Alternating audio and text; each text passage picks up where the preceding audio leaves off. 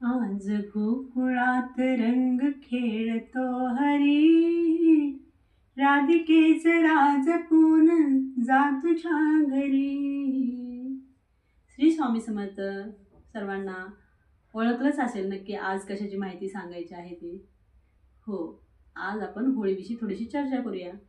होळी हा सण जो आहे भारतातील सर्वात छान असा मोठा सण आहे. सर्वजण आवडीने तो एकदम छान मोठ्या प्रमाणात साजरा करतात. सगळीकडे रंग उडवण्याचे त्याचे सेलिब्रेशन असतात. भरपूर काही सेलिब्रेशन करत असतात होळीच्या दिवशी. आणि आपल्या महाराष्ट्रात पण खूप छान पद्धतीने साजरा होतो होळी हा सण. आणि हे गौऱ्या वगैरे, गाईचे गौऱ्या आजकाल शेणामातीपासून लांब चाललेली आहे आजची पिढी. पण ह्या होळीच्या निमित्ताने गौऱ्या पेटवलेल्या असतात, तर छान वाटतं. गाईच्या गौऱ्यांची जी उभा असते, ते धूर असतं, तर ते आपल्या प्रकृतीसाठी पण चांगलं असतं. एक प्रकारचा असाही संदेश आहे हा होळीचा, की जे काही किटाणू जंतू वगैरे असतात त्यांचाही नाश होतो, कारण की सभोवतालचा परिसर शुद्ध होतो.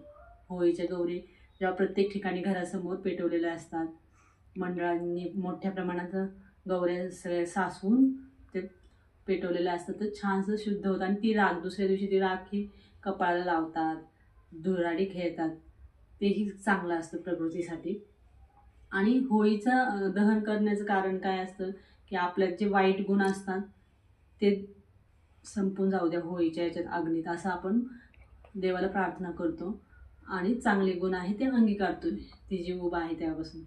आणि होळीच्या मागची गोष्ट ही तीच आहे, की प्रल्हाद जेव्हा ओम नमो भगवते वासुदेवाय हे नारायणाचा जसा जप चालू होता, हिरण्यकश्यप आणि हिरण्याक्ष हे जे राक्षस होते, हिरण्यकश्यपचे मुलगा प्रल्हाद, ते विष्णूचा शत्रू जो होता हिरण्यकश्यप, तर त्या शत्रूमुळे त्यांनी सगळं पूर्ण त्यांच्या देशात, त्या राज्यात नारायणाचं नावही घ्यायचं नाही, विष्णूचं नावही घ्यायचं नाही असं सांगितलं होतं.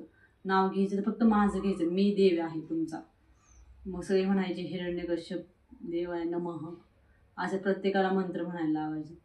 पण ज्यावेळेस भक्त प्रल्हाद जे होते त्यांना गर्भात असतानाच नारायणाचा खूप आवड निर्माण झाली होती.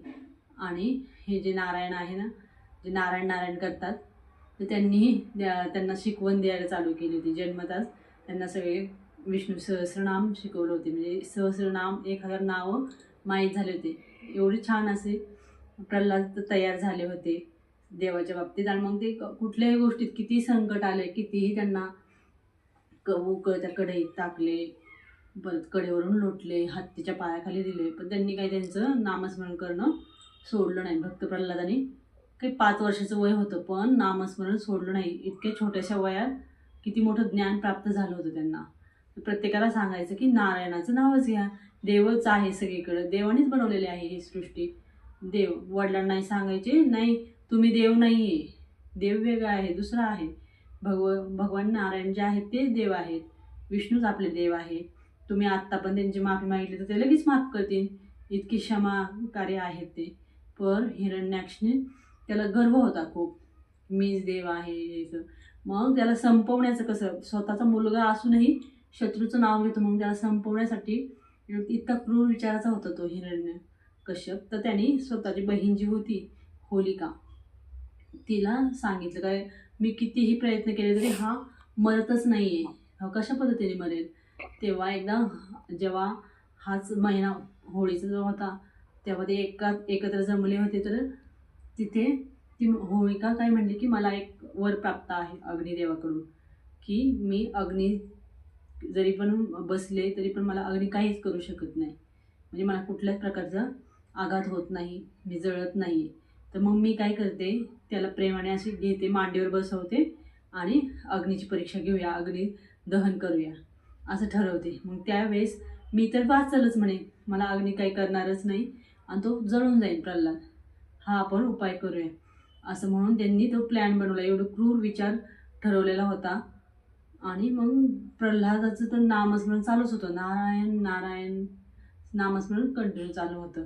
मग त्यावेळेस तिथे त्यांनी मोठं असं अग्नी प्रज्वलित केलेला होता आणि त्यात तिथे जाऊन बसली होलिका प्रल्हादला मांडीवर घेऊन. प्रल्हादाला काही वाटलंच नाही की मला असं इथे मारणार आहे तर काय.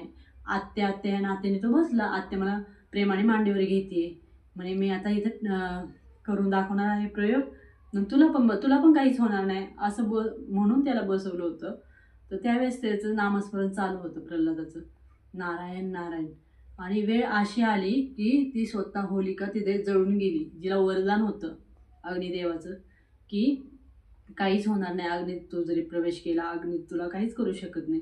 ती स्वतः जळाली आणि प्रल्हाद सुखरूप होते, त्यांना कुठेही काहीही झालेलं नाही.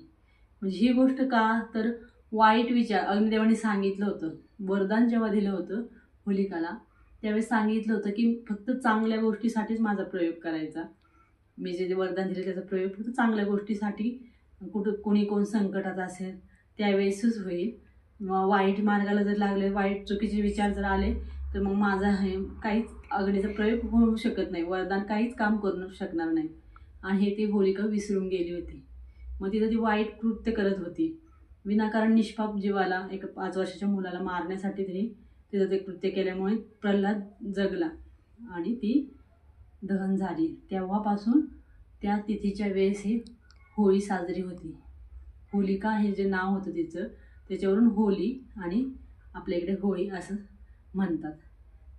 यामागे अशी भरपूर कथा आहे की बघा देवाचं नामस्मरण करण्यात किती किती ताकद आहे त्या नामस्मरणात, की भक्त प्रल्हादाला इतकं काही आणि आहे सगळीकडे देव आहे हे विश्वास त्यांच्यामध्ये होता. आणि श्रीकृष्णांनीही खूप छान पद्धतीने रंग उडवलेले आहेत. होळी म्हणलं की आधी राधा आणि कृष्ण आठवतात, त्यामुळेच मी सुरुवात अशी केली. राधिके जरा जपून जा तुझ्या घरी. खूप मस्त असे रंग उडवले जात होते आणि आत्ताही आजकाल खूप छान पद्धतीने साजरा केला जातो. त्या होळीमध्ये आपण पूजा कशी करायची, पुरणपोळी वगैरे सगळं बनवलेलं असतंच आपण सणाचं. तर आपण नारळ वगैरे फोडतोच, तर तो नारळ घेऊन 11 वेळा प्रदक्षिणा मारायची. जिथे होळी पेटवलेली आहे त्या होळीला आधी पाण्याने फेरी मारायची, पाणी टाकत फेरी मारतात. मग नंतर हळदी कुंकू अगरबत्ती चे ओवाळतात, फुलं वगैरे टाकतात, घाट्या असतात ते कडे तेही टाकतात, गोड आणि पुरणपोळीचं नैवेद्य वगैरे देतात. म्हणजे सगळं आज अग्नी ग्रहण करते, अग्निदेवता ग्रहण करते होळी पेटवलेला असेल तर. आणि नारळही तो नारळ टाकतो आपण. मग तो नारळ कसा आपण ते नारळ घेऊन 11 वेळा फेरी मारायची. 11 वेळी फेरी मारताना नामस्मरण चालूच असायचं. नारायणाचं घेतलं तर खूपच छान, कारण की स्वतः नारायण तिथं उपस्थित असतात. प्रल्हादाला वाचवायला त्यावेळेस आलेले असतात. तो क्षण आत्ता पण तेच सेलिब्रेशन होतं, त्यावेळेस ते उपस्थित असतात. त्यांचं नामस्मरण करत म्हणजे त्यांचं नामस्मरण केल्यावर महालक्ष्मीचं नामस्मरण ॲटोमॅटिक होते, म्हणजे ते तिथं उपस्थितच राहतात. कारण की आपल्या पतीचं नाव कोणतरी घेते तर त्या आवडीने येतातच.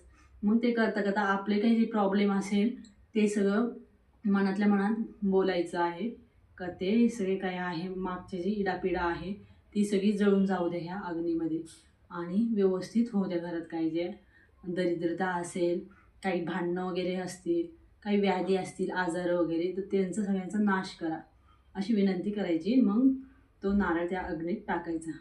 हा छोटासाच प्रयोग आहे, लवंग टाकला तरी चालते, पण खूपच इफेक्टिव्ह प्रयोग आहे हा. म्हणजे छान त्याचा फरक पडतो. अशा प्रकारे मी थोडीशी शॉर्टकटमध्ये होळीची माहिती सांगितली. पुन्हा भेटून नवी माहिती घेऊन. तोपर्यंत श्री स्वामी समर्थ.